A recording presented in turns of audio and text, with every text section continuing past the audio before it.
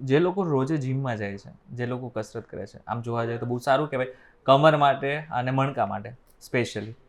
પણ આની અંદર પણ જો લોકો હેવી વેઇટ્સ ઉઠાવે છે, જેને સામાન્ય ભાષામાં કહીએ તો આપણે ડેડલિફ્ટ, સાચી વાત. એની અંદર કમરનો અને સામાન્ય રીતે જે લાસ્ટ મણકા હોય છે એના ઉપર એનું પ્રેશર વધારે આવે છે. જી. તો પછી એ લોકોને ખાસ કરીને શું સાવધાની રાખવી જોઈએ? કેવું ના જોઈએ, પણ મારી ઓપીડીમાં જે યંગ પેશન્ટ કમરના દુખાવાના આવતા હોય 50% લોકો જીમમાંથી આવતા હોય. એટલે મારી પ્રેક્ટિસ વધુ થોડું કામ જીમવાળાનું પણ ખરું.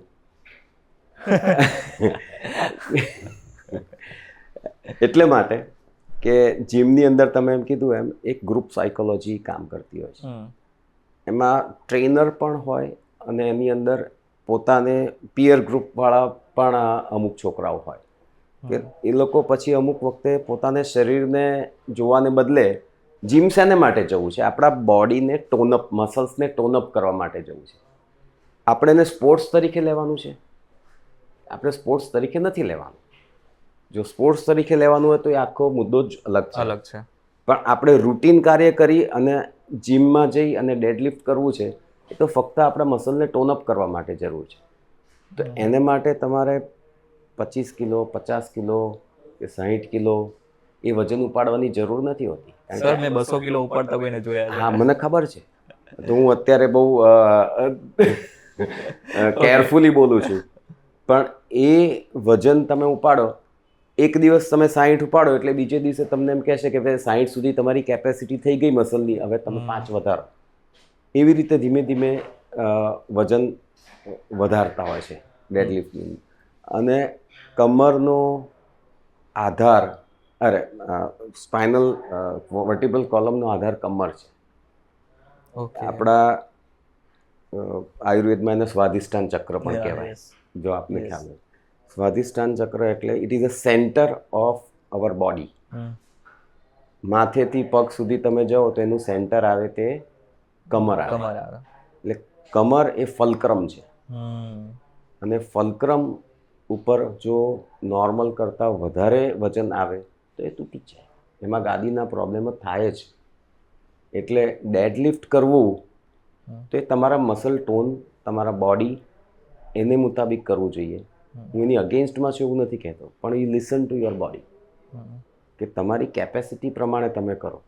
પણ આમાં દેખાદેખી પણ થાય છે, ટ્રેનર્સ ઈગો ઉપર પણ આવી જાય છે, રાઈટ? એટલે એ બધામાં પડવાની જરૂર. આ ખાસ કરીને એ લોકો માટે ખાસ નોંધવા જેવું છે, વિચારવા જેવું છે કે જે લોકોને એકચ્યુઅલમાં બહુ સારું દેખાવું છે, પણ દેખાવાની પાછળ ઘણી બધી વખત એ પોતાની કમરની જ દઈ નાખતા હોય છે. હા, પણ આપણે સિક્સ પેક્સ કરવાની ક્યાં જરૂર છે? એક્ઝેક્ટલી. આ બધું જ આપણે કહી રહ્યા છે, કસરતની વાત કરી રહ્યા છે, પરંતુ જે લોકોને હેલ્ધી લાઈફસ્ટાઈલ જીવે છે, જેના જીવનમાં કોઈ જ કમરનો દુખાવો છે જ નહીં, એ લોકોને એક્સરસાઇઝ કહી દો અને આની સાથે સાથે એના માટે ડાયટ શું હોઈ શકે? બધી વસ્તુમાં બેલેન્સ બહુ અગત્યનો શબ્દ છે. આમાં તમારું લાઈફસ્ટાઈલ બેલેન્સ હોવું જોઈએ. ઊંઘ સારી જોઈએ, 6 થી 8 કલાકની મિનિમમ ઊંઘ જોઈએ. સ્નાયુ જોડે બહુ અગત્યનો કામ ભજવે છે. મેં આપને કીધું કે કમરનો દુખાવો અને સ્નાયુનો રિલેક્સેશન ટાઈમ એ રાતની ઊંઘ છે. જો 6 થી 8 કલાકની ઊંઘ ન મળે તો સ્નાયુને રિલેક્સેશન ટાઈમ નથી મળતો. એટલે આપણી બેલેન્સ લાઈફની અંદર સારી ઊંઘ મળવી જોઈએ. સવારે રેગ્યુલર કોઈ પણ જાતની કસરતો આપણે કરવી જોઈએ. ઇવન તમે વોકિંગ 30 to 40 મિનિટ્સ કરો કે એન્ડ્યોરન્સ એક્સરસાઇઝ તમે ટ્રેડમિલ ઉપર કરો કે તમને ફાવતું હોય કે ભાઈ મને યોગ કરવો છે તો યોગ કરો, તમને ફાવતું હોય કે ભાઈ હું જીમમાં જઈ અને થોડુંક ટ્રેનિંગ કરું તો પણ કરો. પણ અમુક બેલેન્સ્ડ એક્સરસાઇઝ જરૂરી છે. એટલે ગુડ સ્લીપ, ગુડ એક્સરસાઇઝ અને સ્પેશિયલી ફોર સ્પાઇન, મણકા માટે ખાસ કેલ્શિયમયુક્ત આહાર. બરાબર, ઇમ્પોર્ટન્ટ છે બીકોઝ ઓફ મણકા છે એટલે. મણકાને કારણે. હવે કસરત પણ ધારો કે આપણે કરવી હોય તો ઇન્ડોર કસરત કરતાં આઉટડોર કસરતો કરો તો વધારે સારું સ્પાઇન માટે. આઉટડોર કસરતોની અંદર સૌથી મોટું કારણ એ છે કે સનરેઝ આપણને મળે. સનરેઝ એ એક જ સોર્સ છે કે જેનાથી આપણને વિટામિન ડી મળે. Vitamin D, yes, right. એટલે outdoor exercise, sunrays with weight bearing exercise એ સ્પાઇન માટે સૌથી સારી, અને કેલ્શિયમયુક્ત આહાર એ સ્પાઇન માટે સૌથી સારી. દોડી શકાય? વેરી ગુડ, નો પ્રોબ્લેમ, દોડી શકાય. Walking and running is actually benefit છે. Very good.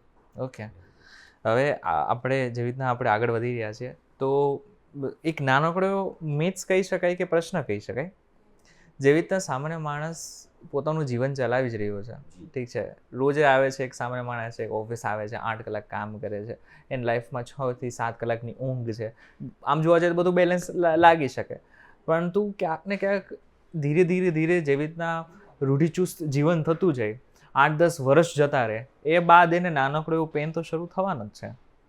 હવે એ પેન શરૂ ના જ થાય તો એના માટે એને શું કરવું જોઈએ? આ જ એક્સરસાઇઝ રેગ્યુલર અને ઓવરયુઝ અને એબ્યુઝ. સૌથી અગત્યનો મુદ્દો તમને કહું કે અત્યારે લેપટોપ, ફોન, આપણે ભલે કંઈ પણ ના કરતા હોઈએ તો પણ ઘરે બેસીને પણ કાં તો લેપટોપ ચાલુ હોય, કાં તો ઘરે બેસીને પણ ફોન મેસેજીસ ચાલુ હોય, બરાબર, વોટ્સએપ મેસેજીસ ને રીલ્સ ને વોટ એવર જે બધી વસ્તુ ચાલતું હોય, તો તમે વોટ્સએપ જોવો છો કેવી રીતે? નીચે જોઈને. તો એ ફોન છે કે ટેબ્લેટ આપણે વાપરીએ, આઈપેડનું, જે બી વાપરો તે એ બધું નીચે જોઈને જ બેસીને જ વાપરો છો ને, એ તો બધાનું પ્રેશર કાં તો ગરદન ઉપર આવે કાં તો કમર ઉપર આવે. પણ અજીક કે જે લોકો ટોયલેટમાં ફોન યુઝ કરે છે તો એના માટે એક રેડ ફ્લેગ જ થઈ ગયો ને આગળના સમયમાં? હા, ડેફિનેટલી. કારણ કે જેવી રીતના પોઝિશન્સ અગર ટોયલેટની જોઈએ તો આગળના સમયમાં બની શકે કે એમને પણ કમરનો દુખાવો તો આગળના સમયમાં થવાનો જ છે. એટલે જ કહું છું, એબનોર્મલ પોસ્ચર, એબ્યુઝ અને ઓવરયુઝ, આ 3 જ વસ્તુ સૌથી અગત્યની છે આપણા રોજના નોર્મલ બેક પેઇન માટે.